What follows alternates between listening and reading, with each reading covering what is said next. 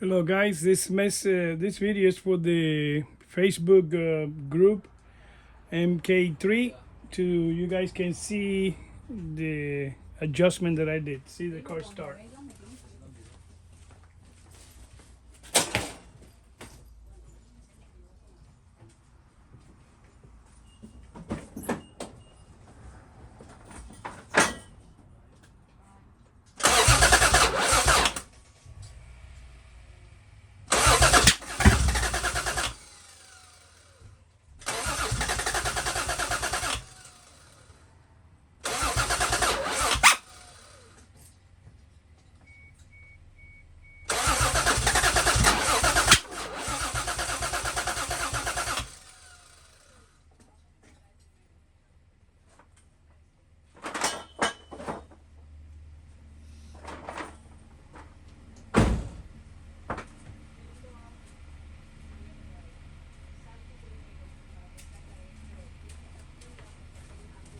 Hey, you guys saw it.